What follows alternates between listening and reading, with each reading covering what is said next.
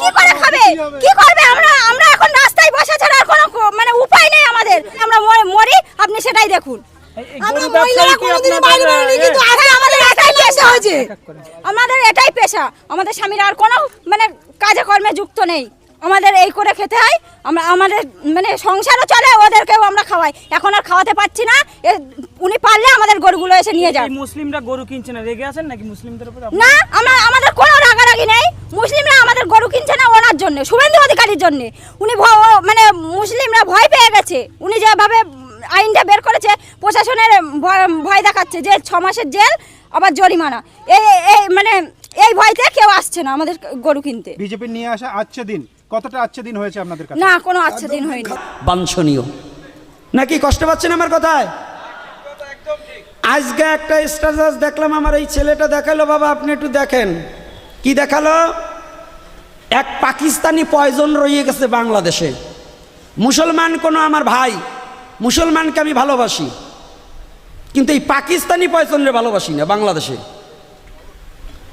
অর্থাৎ মুসলমানকে ঘৃণা করার কথা আমার সনাতন ধর্মে বলে নাই, কোনো ধর্মকে ঘৃণা করার কথা বলেনি, ঘৃণা করবে না।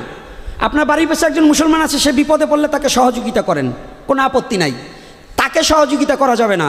যে সনাতন ধর্ম পরিত্যাগ করে অন্য ধর্ম গ্রহণ করছে, তাকে কখনো সহযোগিতা করা যাবে না। মুসলমানকে সহযোগিতা করা যাবে, কিন্তু সনাতন ধর্মে জন্মগ্রহণ করে ও হচ্ছে জাতীয় বেঈমান। ওর মা বাবার সাথে বেঈমানি করছে, ধর্মের সাথে বেঈমানি করছে, সৃষ্টিকর্তার সাথে বেঈমানি করছে। এই জাতীয় বেঈমানরে কখনো সহযোগিতা করা যাবে না। অ্যাক্সিডেন্ট হয়ে রাস্তায় পড়ে আছে, জল চাচ্ছে, আপনি যদি জল দেন ও বেঁচে যাবে। যদি মনে করেন আপনি পুষ্যাপ করে দিলে ও বেঁচে যাবে, ওই পুষ্যাপটা বাইরা করবেন, ওর গালে করা যাবে না। কেন জাতীয় বেঈমান বলছি? সৃষ্টিকর্তা এক না দুই? ইসলাম ধর্মের এই যে বাবারা কয়েকজন আসছেন আমি দেখছি, সৃষ্টিকর্তা যদি এক হয়, আল্লাহ বলেন আর কৃষ্ণ বলেন আর ঈশ্বর বলেন, উনি ইচ্ছা করলে আমারে মৌলানার ঘরে পাঠাইতে পারতো না? পারতো না? তাইলে যখন সনাতন ধর্মে পাঠাইছে, তাহলে উনিই তো আমাকে পাঠাইছে, তাই না? তো উনি আমাকে যে ধর্মে পাঠাইছে সেই ধর্ম পরিত্যাগ করা মানে কি? উনাকে অস্বীকার করা। তা উনাকে, সৃষ্টিকর্তাকে যে অস্বীকার করছে, সে কি জাতীয় বেঈমান নয়? তাই যে সৃষ্টিকর্তাকে অস্বীকার করছে, এই জাতীয় বেঈমানরা যারা সহযোগিতা করে, ওটাও বেঈমান। এই জন্য ওদের সংস্পর্শ থেকে দূরে থাকতে হবে। দুই, আমার কথাগুলো ভালো করে, এই জাতীয় বেঈমান কেন বলছি কথাটা শুনুন। এক বেঈমান স্ট্যাটাস দিয়েছে, শ্যামলী গাড়িতে ওঠা যাবে না, সাবধান, লাল ক্রস দিয়ে দিয়েছে। যারা ফেসবুক দেখছেন আজকে পাইছেন কিনা আমি জানি না। এইটা হলো পাকিস্তানি বেতন, এই বাংলাদেশের বেতন না। বাংলাদেশের বেতন থাকলে হিন্দু মুসলমান এত হিংসা করতে পারে না। ওইটার মার ভিতর ভেজাল আছে। হিন্দুদের গাড়ি বিদায়, এই গাড়িতে উঠা যাবে না, তাহলে ওটা পাকিস্তানির বেতন না? আমাদের বাংলাদেশের হিন্দু মুসলমান, হিন্দুদের বাড়ি যখন আগুন দিয়েছে, এই মুসলমানের রক্ষা করেছিল, করছে কি না?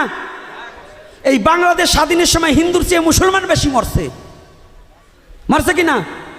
তাহলে এই বাংলাদেশি কোনো বেতনে এই কথা হিন্দুর প্রতি অত্যাচার হোক, হিন্দুর গাড়িতে উঠা যাবে না, হিন্দুর বাড়ি খাওয়া যাবে না, এই কথা কোনো বাংলাদেশি মুসলমানে বলতে পারে না। এই কথা বলছে কারা? যেগুলো ওই পূর্ব পাকিস্তানের, ওই যে পাকিস্তান না, অরিজিনাল পাকিস্তানের বেতন যে কটা ওই যে আসছিল 71-এর সময়, ওই কটা যেগুলোর মা অসতী ওইগুলো রাখছে, তারা হিন্দু মুসলমান দাঙ্গা বাঁধাবার জন্য এই কথা বলে।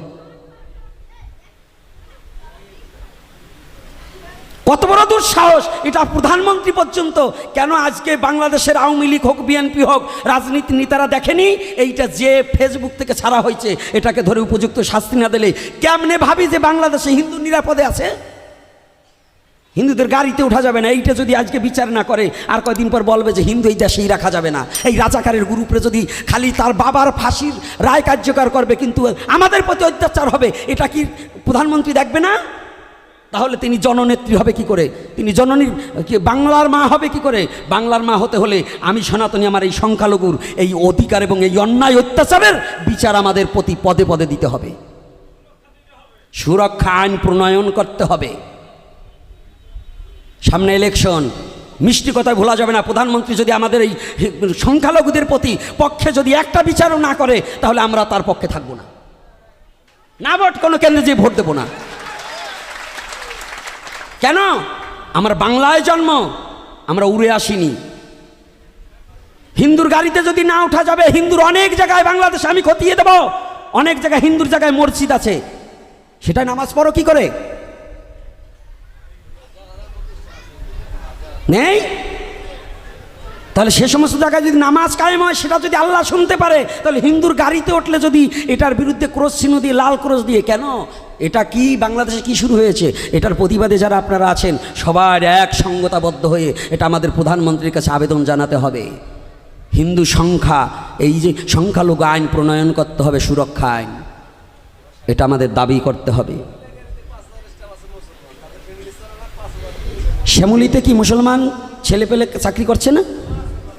আছে কি না? তাহলে তাদের ভরণ পোষণ দিচ্ছে না? আমাদের হিন্দুদের দোকানে মুসলমান কর্মচারী নাই? যদি এটা চাও, যে যে দুরাচার এইটা লিখেছে, যে এই পাকিস্তানি পয়জন এটা লিখেছে, তাহলে এই বাংলাদেশের মুসলমান ভারতবর্ষে যে হিন্দু ডাক্তারের কাছে চিকিৎসা হবার যায়, তুই বলে দাস না কেন যে যেন হিন্দুর চিকিৎসা না নেয়? বিশ্বের মধ্যে সবচেয়ে বড় বড় ডাক্তার হিন্দু, বিশ্বের হাড়ের ঈশ্বর, হাড়ের গড দেবী শেঠ, তাকে বলা হয়েছে, তার কাছে মুসলমান যাচ্ছে না? ওই হিন্দু জাতি তো এই হিংসা করছে না, মুসলমানের চিকিৎসা করা যাবে না, আর হিন্দুর গাড়িতে ওঠা যাবে না, তাহলে এটা কি বিদেশি পয়জন ছাড়া দেশি পয়জন নাকি? আমার কথা একটু এইরকমই। আমি মৃত্যুকে ভয় পাই না, আমি মৃত্যুকে ভয় পাই না। যে কয়দিন আছি সিংহের মতো বেঁচে যাব, বিড়ালের বাচ্চার মতো বাঁচতে চাই না। হিন্দু জাতি দুর্বল নয়, হিন্দু জাতি কাপুরুষ নয়। সনাতন ধর্ম অবলম্বনকারী কখনো কাপুরুষ হতে পারে না, বীর পুরুষের হতে হবে। এই এত ভালো ভালো না, উল্টে ফাল দাও কে? এই তোমাকেও থেকে আরো বিপদ বাড়ে। মোবাইল চালাবা সাবধানে, মোবাইলে কোনো অশ্লীল কথা লাগবে না। আর মোবাইলে ফেসবুক, এত ফেসবুকের দরকার নেই। ফেস মানে চেহারা, বুক মানে বই, নিজের চেহারার দিক তাকাও। ফেসবুক মানে কি জানো? ফেস মানে নিজের চেহারা, বুক মানে বই, নিজের বুকের দিক তাকাও, নিজের চেহারার দিক তাকাও। যে মোবাইল দেখে দেখে যে কুত্তে মার্কা চেহারা হবা না, ওইটি ফিরাও।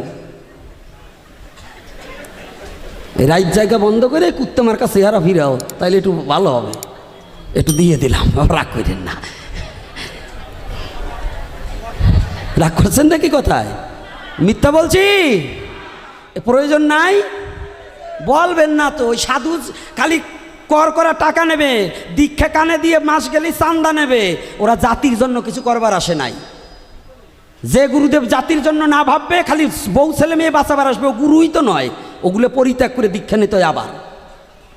ওর ব্যক্তিগত স্বার্থ কোনো গুরু নয়, গুরু হবে সার্বজনীন, সবার জন্য ভাবতে হবে। খালি আমার শিষ্য আর অমুকের শিষ্য নয়, সবার জন্য ভাবতে হবে তিনি গুরু। খালি মাসিক চান্দা নেবা, বছরে দানের সময় বস্তা নিয়ে আসবা, আর মানুষের চিন্তা করবে না, ওইটা মেনে নেওয়া যাবে না। কি যাবে? এইবার কত নম্বর ভালো করে বুঝুন। তাহলে কি অন্য ধর্মের মেয়ে কি বিয়ে করা যাবে? যদিও করা হয়, যদি হয়ে যায়, সর্বপ্রথম গীতা অধ্যয়ন করাতে হবে।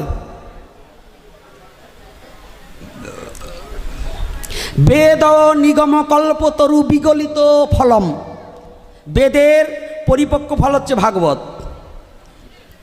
ভাগবত হচ্ছে কি? বেদের নির্যাস। এটা তো মিথ্যা বলি নাই না, ব্যাসদেব লাগছে কি না? আচ্ছা, তাহলে নির্যাস যদি হয়। আর গীতা হচ্ছে কি? জ্ঞান। যদি জ্ঞান না থাকে, বেদ কি বিষয়বস্তু বুঝতে পারবেন না। বেদ পাঠ করার আগে গীতা পাঠ করা একান্ত প্রয়োজন। প্রতিটা ছেলে মেয়েকে কি করবে? একটা গান মনে পড়ছে, গাবো? কি গাবো? গান না, কীর্তন করবো? হ্যাঁ, ধরতো বাবা একটু কর। সবাই আমার সাথে কি সবাই কীর্তন করবেন? হ্যাঁ, আচ্ছা।